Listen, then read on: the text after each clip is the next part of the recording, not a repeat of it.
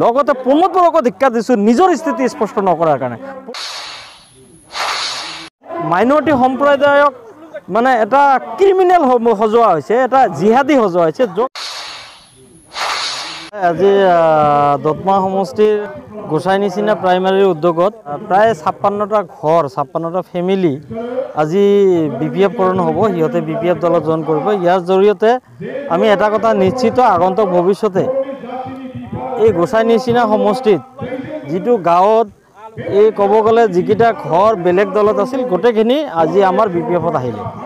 তো ইয়াৰ দ্বাৰা আমি এটা কথা নিশ্চিত, আগন্তুক ভৱিষ্যতে আমাৰ MP ইলেকশ্যনত যথেষ্ট পৰিমাণে ইয়াৰ পৰা আমি ভোট পাবলৈ সক্ষম হ'ম। খাম্পা বৰগাৰী অলৰেডি 100% নিশ্চিত যে খাম্পা বৰগাৰী ছাৰে ইতিমধ্যে আমাৰ জিকিব বুলি আমি নিশ্চিত। কাৰণ ইতিমধ্যে যোৱা বিগত ইলেকশ্যনত যোৱাবাৰ বহুত ভোট মানে পৰিৱৰ্তনৰ ঢেউত বেলেগ ফালে গৈছিল।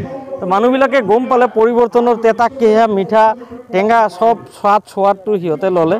তো পৰিৱৰ্তনৰ নামত ভেকু ভাওনাৰ যিটো প্ৰমোদ বড়ো চৰকাৰে কৰিলে, সিহঁতে পৰিৱৰ্তনৰ নামত একো ধৰণৰ উন্নতি কৰিব পৰা নাই, একো মানে বাট পথ দলং স্কুল ইউনিভাৰ্চিটি একো কৰিব পৰা নাই। এইখিনি ৰাইজে অলৰেডি গম পাইছে। এতিয়া লাহে লাহে সব ৰাইজে আমাৰ দলৰ ফালে আহি আছে। আগন্তুক আমাৰ যিটো MP ইলেকশ্যনত আমাৰ কেণ্ডিডেট বিপুল ভোটত জয় হ'ব বুলি আমি আশাবাদী। হয়, চাওক, BPFৰ এজন ধৰ্মীয় সংখ্যালঘু নেতা হিচাপে BPFৰ বুলি নহয়, এজন ধৰ্মীয় সংখ্যালঘু মানুহ হিচাপে যিটো ইউনিভাৰ্চিটিত যিটো ঘটনা কৰিলে জিঅ'গ্ৰাফি ডিপাৰ্টমেণ্টত আমাৰ মাইনৰিটি সম্প্ৰদায়ৰ কালচাৰটো যিটো ভাবে সিহঁতে মানে উপস্থাপন কৰিলে, সেইটোৰ মানে পদ্ধতিটো কমপ্লিটলি ভুল হৈছে। কাৰণ এটা কথা আমি চাওক, ইউনিভাৰ্চিটি আমাৰ কোকৰাঝাৰত বড়োলেণ্ড ইউনিভাৰ্চিটি এটা মানে নাম জ্বলা এটা ইউনিভাৰ্চিটি, আৰু য'ত মানে আমাৰ কমিউনিটিটোক যেনেকৈ উপস্থাপন কৰা হৈছে সেইটো খুবেই নিন্দনীয়, এইটো গৰিহণাৰ যোগ্য। এইটো মই এজন মাইনৰিটি সম্প্ৰদায়ৰ মানুহ হিচাপে ধিক্কাৰ দিছোঁ, গৰিহণা দিছোঁ। আৰু মই জনামতে যিজন ল'ৰা এইটো কৰিছিল, সেই ল'ৰাজনে বিগত ইলেকশ্যনতো এফচুৰ দ্বাৰা পৰিচালিত যিটো গোট আছিল সেইটো গোটৰ সমৰ্থিত আছিল। আৰু ইয়াত পৰোক্ষভাৱে প্ৰত্যক্ষভাৱে নহ'লেও পৰোক্ষভাৱে ইয়াত এটা এফচুৰো হাত আছে বুলি মই ভাবোঁ।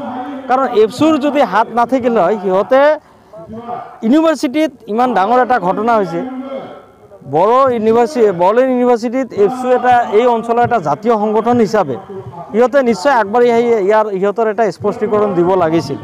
আৰু লগতে ইউনিভাৰ্চিটিৰ ভাইচ চেঞ্চেলৰ ডাঙৰীয়াও এই সম্পৰ্কত কিবা নিজৰ স্থিতি স্পষ্ট কৰিব লাগিছিল। ৰাইজৰ আগত আমাৰ ধৰ্মীয় সংখ্যালঘু মানুহৰ ওচৰত যিটো আঘাত হানিছে, ইয়াৰ ওপৰত আমাৰ ওচৰত সিহঁতে ক্ষমা খুজিব লাগিছিল। কিন্তু আজিলৈকে সেইটো আমি কৰিবলৈ দেখা পোৱা নাই। অকল আজি দেখা পাইছোঁ ল'ৰাকেইজনে গৈছে, কিবা এটা মানে ভুল হৈছে বুলি কৈছে। তো এই সম্পৰ্কত আমাৰ জাতীয় সংগঠন যিবিলাক আছে, ABMSU, AMSU, NEMSU, সিহঁতে গৈ দেখা কৰাৰ কাৰণে সিহঁতকে এই চাগতে মই ধন্যবাদ জনাইছোঁ। কাৰণ এনেকুৱা মুহূৰ্তত চবে আগবাঢ়ি আহি এটা আমাৰ উদ্দেশ্য এইটো নহয় যে বোলে কোনো এটা জাতি জনগোষ্ঠীক সেৱা প্ৰতিপন্ন কৰাটো এটা ইউনিভাৰ্চিটিৰ কোনো উদ্দেশ্য থাকিব নোৱাৰে। ইয়াত হয়তো অন্তৰ্নিহিত কিবা কাৰণ আছে, আৰু ইয়াৰ কাৰণে মই প্ৰমোদ বড়ো ডাঙৰীয়াকো জবাবদিহি কৰিম। এইকাৰণে যিহেতু এখন ইউনিভাৰ্চিটি এটা BTAD অঞ্চলৰ আমাৰ এখন ইমান ডাঙৰ নাম জ্বলা ইউনিভাৰ্চিটি এটা মাইনৰিটি সম্প্ৰদায়ক মানে এটা ক্ৰিমিনেল সজোৱা হৈছে, এটা জিহাদী সজোৱা হৈছে, য'ত মানে হাতত হেণ্ডকাপ লগাই মাইনৰিটি সম্প্ৰদায়ক মানে পুলিচে পিছফালৰ পৰা লাঠি মাৰি খেদি লৈ গৈছে। ইয়াতকৈ জঘন্য আৰু ঘৃণনীয় কাম হ'ব নোৱাৰে। মই ধিক্কাৰ দিছোঁ, আৰু লগতে প্ৰমোদ বড়োকো ধিক্কাৰ দিছোঁ নিজৰ স্থিতি স্পষ্ট নকৰাৰ কাৰণে। প্ৰমোদ বড়ো ডাঙৰীয়াই নিজৰ স্থিতি এই সম্পৰ্কত, যদিও ইউনিভাৰ্চিটিৰ তেখেতে এই সম্পৰ্কত মাত মাতিবৰ প্ৰয়োজন আছে, আৰু অনাগত ভৱিষ্যতে এই সম্পৰ্কত সবেই মাত মাতিব লাগিব। কাৰণ এটা জাতি জনগোষ্ঠীক সেৱা প্ৰতিপন্ন কৰাটো খুবেই